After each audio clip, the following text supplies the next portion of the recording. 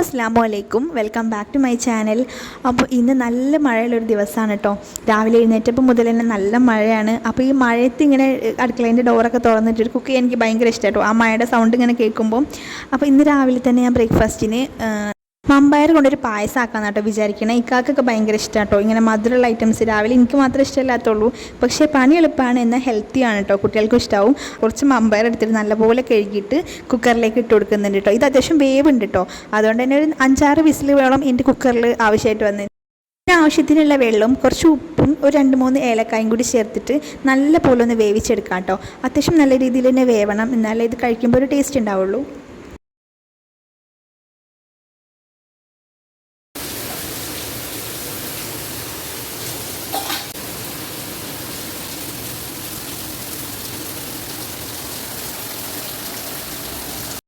അപ്പം ഞാനിത് കുക്കറിൽ വേവിക്കാൻ പറ്റിയ സമയം കൊണ്ട് തന്നെ ഇതിലേക്ക് മധുരത്തിന് തന്നെ ശർക്കരയായിട്ട് ചേർക്കുന്നത്. അപ്പോൾ ശർക്കര ഒന്ന് മെൽറ്റ് ആവാൻ വേണ്ടി വെച്ചിട്ടുണ്ട്. ഇനി ശർക്കര ഇല്ലെങ്കിൽ പഞ്ചസാര വേണമെങ്കിലും ചേർക്കാം കേട്ടോ, കുഴപ്പമില്ല. പക്ഷേ ശർക്കര ചേർക്കുമ്പോൾ ഒന്നുകൂടി നല്ല ടേസ്റ്റ് കേട്ടോ. അപ്പോൾ അതിൽ മാക്സിമം കഴിയുന്തോറും ഇത് തന്നെ ചേർക്കാൻ വേണ്ടി നോക്കാം. ഇനിയിപ്പം അത് മെൽറ്റായി വന്നിട്ടുണ്ടെങ്കിൽ ഇത് വെന്ത് കഴിഞ്ഞാൽ നമുക്ക് അത് ഇതിലേക്ക് ഒഴിച്ചു കൊടുക്കാം കേട്ടോ. ഇങ്ങനെ മെൽറ്റാക്കി എടുക്കുന്നത് എന്തിനാണെന്ന് വെച്ചാൽ ശർക്കരയിൽ എന്തെങ്കിലും വേസ്റ്റോ കാര്യങ്ങളൊക്കെ ഉണ്ടെങ്കിൽ പോകാൻ വേണ്ടിയിട്ടാണ്. നമ്മൾ ഡയറക്റ്റ് ഇപ്പം ശർക്കര ചേർത്ത് കൊടുക്കുമ്പം അതിലെന്തെങ്കിലും വേസ്റ്റ് ഉണ്ടാവുമല്ലോ, അതും കൂടി ആ പായസത്തിൽ ഇൻക്ലൂഡ് ആവും. അപ്പോൾ അത് വേണ്ടാന്ന് വിചാരിച്ചിട്ടോ. ഇങ്ങനെ മിക്ക ആൾക്കാരും ഇങ്ങനെ തന്നെ ആയിരിക്കും ചെയ്യുന്നത്, പക്ഷേ എന്നാലും ഞാൻ ചില ആൾക്കാർ കണ്ടിട്ടുണ്ട് ഡയറക്റ്റ് ശർക്കര അങ്ങനെ തന്നെ പൊട്ടിച്ചിട്ട് അതിലേക്ക് ഇട്ട് കൊടുക്കുന്നത്. അങ്ങനെ ചെയ്യരുത് കേട്ടോ. ഇനിയിപ്പോൾ ഞാൻ ഇതിലേക്ക് കുറച്ച് തേങ്ങ കൂടി ചിരകി എടുത്തിട്ടുണ്ട് കേട്ടോ. ഇനി ഇത് നല്ലപോലെ ഒന്ന് പാലെടുക്കുക. ഇനി വേണമെങ്കിൽ നമുക്ക് മിക്സിയിലൊന്ന് അടിച്ചെടുക്കാം, അല്ലെങ്കിൽ ഇതുപോലെ നല്ലപോലെ ഒന്ന് കൈ വെച്ചിട്ട് ഞെരടി എടുത്താലും മതി. പക്ഷേ ഇവിടെ കറണ്ട് ഇല്ലേനു കേട്ടോ ആ സമയത്ത്. ഞാൻ പാലെടുക്കണം എന്ന് തന്നെ വിചാരിച്ചത് കേട്ടോ, പക്ഷേ കറണ്ട് പോയി. അപ്പോൾ പിന്നെ വേറെ ഓപ്ഷൻ ഇല്ലല്ലോ, വേഗം ഇങ്ങനെ ഡയറക്റ്റ് ഇതുപോലെ തന്നെ ഇട്ടിട്ടോ. അപ്പോഴേക്കും മമ്പയറൊക്കെ നല്ലപോലെ വെന്ത് വന്നിട്ടുണ്ട് കേട്ടോ. ഇനിയിപ്പോൾ ഞാനിതിലേക്ക് വേഗം ശർക്കര ഒഴിച്ചു കൊടുക്കുകയാണ്. അപ്പോൾ നമ്മൾ മമ്പയർ വേവിക്കാൻ വെക്കുന്ന സമയത്ത് കുറച്ച് വെള്ളം അധികമായി പോയിട്ടുണ്ടെങ്കിൽ കുറച്ച് മാറ്റി കൊടുക്കുക കേട്ടോ. വെന്ത് കഴിഞ്ഞിട്ട് വെള്ളം ഓവറാണെന്ന് തോന്നിക്കഴിഞ്ഞാൽ വെള്ളം മാറ്റി കൊടുക്കുക. കാരണം ശർക്കര പാനി ഒഴിക്കുമ്പം അത്യാവശ്യം വാട്ടർ അതിലുണ്ടാവും. പിന്നെ നമ്മൾ തേങ്ങാപ്പാലാവോ അല്ലെങ്കിൽ തേങ്ങയോ ചേർക്കുമ്പം അതിൽ നിന്നും കുറച്ച് വെള്ളം വരാനുണ്ട്. അപ്പോൾ എല്ലാം കൂടി ഭയങ്കര ലൂസായി പോകും. അപ്പോൾ അതുകൊണ്ട് കുറച്ച് മാറ്റി കൊടുക്കാം. എന്നിട്ട് നല്ലോണം ഭയങ്കര തിക്കാന്ന് തോന്നിക്കഴിഞ്ഞാൽ മാത്രം ഈ മാറ്റി വെച്ച വെള്ളം വീണ്ടും ചേർത്ത് കൊടുത്താൽ മതി. അപ്പോൾ ഇതിപ്പോൾ നമ്മൾ ശർക്കര മെൽറ്റ് ചെയ്തതിന് ശേഷം നമുക്ക് അതിന് കിട്ടിയ വേസ്റ്റാണ് കേട്ടോ അരിച്ചെടുത്ത സമയത്ത്. അപ്പോൾ മാക്സിമം ഇങ്ങനെ തന്നെ ചെയ്യാൻ വേണ്ടി നോക്കാം കേട്ടോ, അല്ലെങ്കിൽ ഇതെല്ലാം പായസത്തിൽ ഇൻക്ലൂഡ് ആവും. അപ്പോൾ നേരത്തെ മാറ്റി വെച്ച് തേങ്ങയും കൂടി ഇതിലേക്ക് ചേർത്തിട്ട് നല്ല പോലെ ഒന്ന് മിക്സ് ചെയ്യാം. അപ്പോൾ നമ്മുടെ പായസത്തിൻ്റെ പരിപാടി ഇവിടെ കഴിഞ്ഞിട്ട് രാവിലേക്ക് നമുക്ക് എളുപ്പപ്പണിയാണ്. പിന്നെ അത് കൂടാതെ തന്നെ നല്ല ഹെൽത്തി ആയിട്ടുള്ള സംഭവം കേട്ടോ, കുട്ടികൾക്കും വലിയവർക്കും ഒക്കെ നല്ല ഹെൽത്തി ആയിട്ടുള്ള സംഭവമാണ്. അപ്പോൾ എന്തായാലും ട്രൈ ചെയ്ത് നോക്കാം. പിന്നെ വേണമെങ്കിൽ ഇഷ്ടമാണെങ്കിൽ നല്ല നെയ്യ് ചേർത്ത് കൊടുക്കാം കേട്ടോ. അപ്പോൾ ഞാനിവിടെ മോൻക്ക് മാത്രം ചേർത്ത് കൊടുത്തിട്ടുള്ളൂ, ബാക്കി ആർക്കും ഈ പായസത്തിലേക്ക് ഇത് ഇഷ്ടമില്ല കേട്ടോ.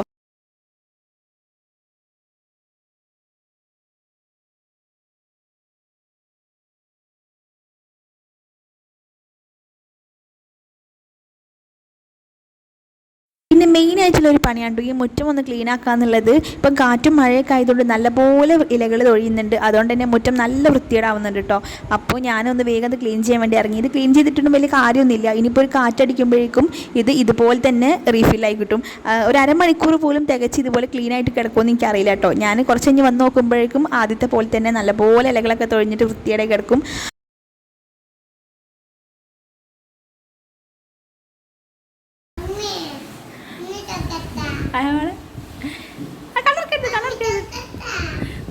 ഇനി തുറന്നോ തുറന്നോ നോക്കട്ടെ, സുന്ദരിയായി നോക്കട്ടെ.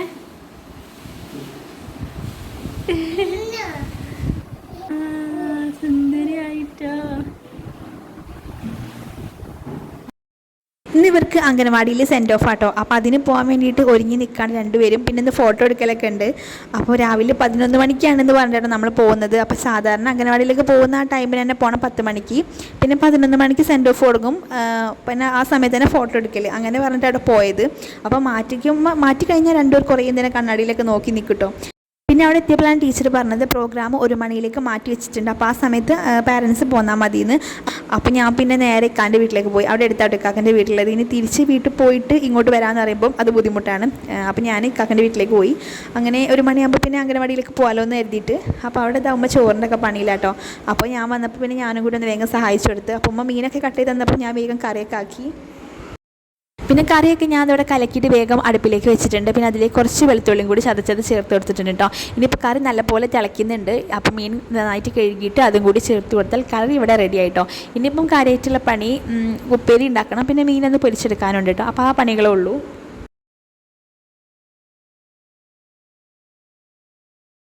ഉപ്പേരിക്കായിട്ട് ഇന്ന് ക്യാബേജാണ് കേട്ടോ. അപ്പോൾ ഞാൻ ക്യാബേജ് ഒന്ന് വേഗം അരിഞ്ഞെടുത്തിട്ട് വേഗം ഉപ്പേരി ആക്കാണ്.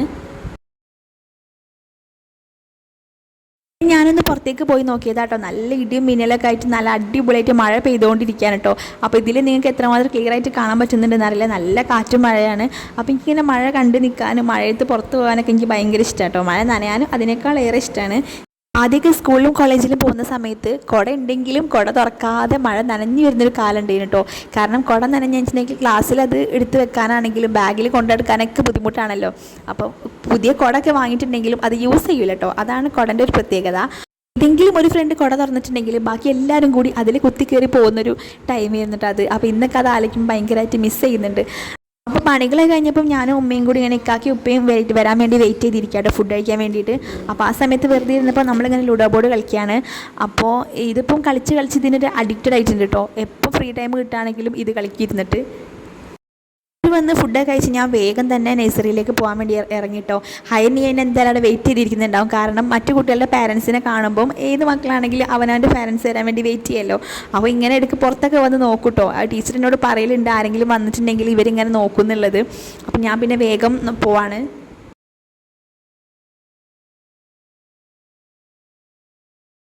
അപ്പം പിന്നെ കണ്ടപാടെ രണ്ടുപേര് വേഗം ഓടി വന്നിട്ടോ. അപ്പോൾ ആയക്കുട്ടി പറയുന്നത് ഞാൻ ലിപ്സ്റ്റിക്ക് ഇട്ടിട്ടുണ്ട് എൻ്റെ ചുണ്ട് നോക്കിയെന്നാട്ടോ പറയുന്നത്. അപ്പോൾ ടീച്ചർ ഇന്ന് ഫോട്ടോ എടുക്കലുണ്ടായപ്പം എല്ലാവരും ഒന്ന് മാറ്റി കൊടുത്തിട്ടുണ്ട്. അപ്പോൾ കുട്ടികളല്ലേ നമ്മൾ രാവിലെ ഒരുക്കി വിട്ടാലും ഉച്ചയാകുമ്പോഴേക്കും അതൊക്കെ പോകുമല്ലോ. അപ്പോൾ ടീച്ചർ ജസ്റ്റ് ഒന്ന് എല്ലാവരും ഒന്ന് ടച്ചപ്പ് ചെയ്ത് കൊടുത്ത് വിട്ടിട്ടുണ്ട് കേട്ടോ. അപ്പോൾ ആയക്കുട്ടീൻ്റെ ചുണ്ട് കണ്ടപാട് എന്നോട് ഇങ്ങനെ പറയാണ്, ഉമ്മി ഞാൻ ലിപ്സ്റ്റിക്ക് ഇട്ടിട്ടുണ്ട് എൻ്റെ ചുണ്ട് നോക്കിയെന്ന് ഇങ്ങനെ പറയാട്ടോ ആൾ. ഞാൻ വന്നു കഴിഞ്ഞിട്ടുണ്ടെങ്കിൽ രണ്ടുപേരും പിന്നെ എൻ്റെ അടുത്ത് നിന്ന് മാറില്ല കേട്ടോ. ഇനി ഞാനെങ്ങാനും അവരെ കൂട്ടാതെ പോകുന്നുള്ള ടെൻഷനിൽ ഇന്നെ ചുറ്റിപ്പറ്റി തന്നെ നിൽക്കും രണ്ടുപേരും. അപ്പോൾ ഞാനിങ്ങനെ അവിടെ പോയിരുന്ന മറ്റു കുട്ടികളെ കൂടെ പോയിരുന്നോ എന്ന് പറഞ്ഞാലും പോകില്ല കേട്ടോ. ഇങ്ങനെ എൻ്റെ അടുത്ത് തന്നെ ചിലപ്പോൾ എൻ്റെ അടുത്ത് തന്നെ കസേര ഇട്ട് വന്നിരിക്കും, അല്ലെങ്കിൽ ഞാൻ നിൽക്കുന്ന ആ ഭാഗത്ത് തന്നെ തിരിഞ്ഞ് കളിക്കും കേട്ടോ, ഞാൻ പോകുന്നു കരുതിയിട്ട്.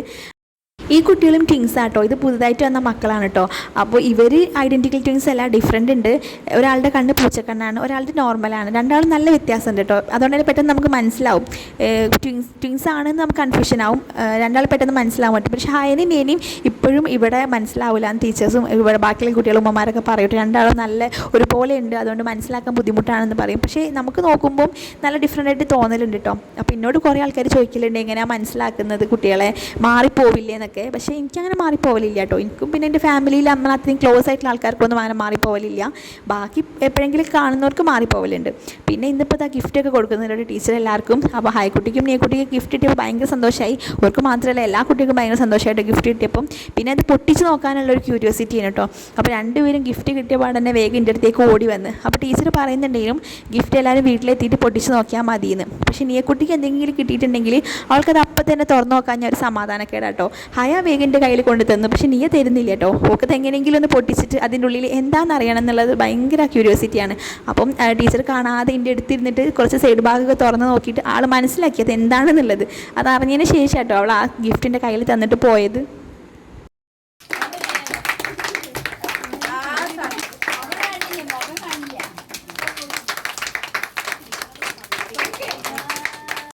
പ്രോഗ്രാമൊക്കെ കഴിഞ്ഞപ്പം കുറച്ച് കുട്ടികളുടെ ഉമ്മമാരിങ്ങനെ കുറച്ച് ഐറ്റംസൊക്കെ സ്പോൺസർ ചെയ്തിട്ടുണ്ട് കേട്ടോ, ഫുഡ് സ്നാക്ക് ഐറ്റംസ്.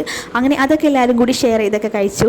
അപ്പോൾ ഇത്രയൊക്കെയുള്ളൂ ഇന്നത്തെ ഒരു വീഡിയോ എന്ന് പറഞ്ഞാൽ. പിന്നെ ഈ ടീച്ചർ അത്രയും അടിപൊളി ടീച്ചറായിട്ടോ, നല്ല ഫ്രണ്ട്ലിയാണ്. പാരൻസിനോടാണെങ്കിലും കുട്ടികളോടാണെങ്കിലൊക്കെ നല്ല ഫ്രണ്ട്ലി ആയിട്ട് സംസാരിക്കുന്ന ഒരാളാട്ടോ. അതുകൊണ്ട് തന്നെ നമുക്ക് എന്ത് ഓപ്പണായിട്ട് പറയാം. പിന്നെ കുട്ടികളാണെങ്കിലും നല്ല കംഫർട്ടബിളാണ്. ആദ്യമൊക്കെ ഹൈനെ ഭയങ്കര കരച്ചിലേനു കേട്ടോ, പക്ഷേ ഇപ്പം ഓക്കെ ആയി വന്നു. ആ ഓക്കെ ആയി വന്ന സമയത്ത് തന്നെ നമ്മൾ പെട്ടെന്ന് സ്കൂളിലേക്ക് മാറ്റുകയും ചെയ്തിട്ടോ. അപ്പോൾ ടീച്ചർക്ക് ഭയങ്കര വിഷമമായിരുന്നു. ടീച്ചർ ഇങ്ങനെ എന്നെ വിളിച്ചിട്ടൊക്കെ പറഞ്ഞിട്ടുണ്ടായിരുന്നു എന്തിനാ ഇത്ര പെട്ടെന്ന് മാറ്റുന്നത്, ഒരു വർഷം കൂടി അംഗനവാടിയിൽ ഇരുന്നോട്ടെ എന്നൊക്കെ പറഞ്ഞു കേട്ടോ. അപ്പോൾ ടീച്ചർ പറഞ്ഞു ഞങ്ങളോട് അടുത്ത് വരുമ്പോഴേക്കും കുട്ടികളെ ഇങ്ങനെ കൊണ്ടുപോകുമ്പോൾ ഞങ്ങൾക്ക് ഭയങ്കര ബുദ്ധിമുട്ടാണ്, ഞങ്ങൾക്ക് ഭയങ്കര സങ്കടമാണെന്നൊക്കെ ടീച്ചർ പറഞ്ഞിട്ടുണ്ടായിരുന്നു. അങ്ങനെ പിന്നെ ടീച്ചറോടൊക്കെ ബായി പറഞ്ഞിട്ട് അവർ ഇവിടുന്ന് ലഡുവൊക്കെ കഴിച്ചിട്ട് ഇറങ്ങിട്ടോ. അവർക്കറിയില്ലല്ലോ ഇനി ഇങ്ങോട്ട് വരില്ല എന്നുള്ളതൊന്നും. അപ്പോൾ ഇങ്ങനെ ഇറങ്ങി വരുമ്പോൾ എനിക്കും ഭയങ്കര ഒരു ഇതുണ്ടായിരുന്നു. ഇനിയിപ്പോൾ നഴ്സറി കഴിഞ്ഞ് ഇപ്പോൾ സ്കൂളിലേക്കാണല്ലോ എന്നുള്ളൊരു ഫീല്. അപ്പോൾ ഇനി ഹാൻഡിന് ഇനി സ്കൂളിലത്തെ വിശേഷങ്ങളും കാര്യങ്ങളൊക്കെ ആയിട്ട് നമുക്ക് കാണാം. അപ്പം നെക്സ്റ്റ് വീഡിയോ ആയിട്ട് കാണുന്നത് വരേക്കും ബൈ, അസ്സലാമു അലൈക്കും.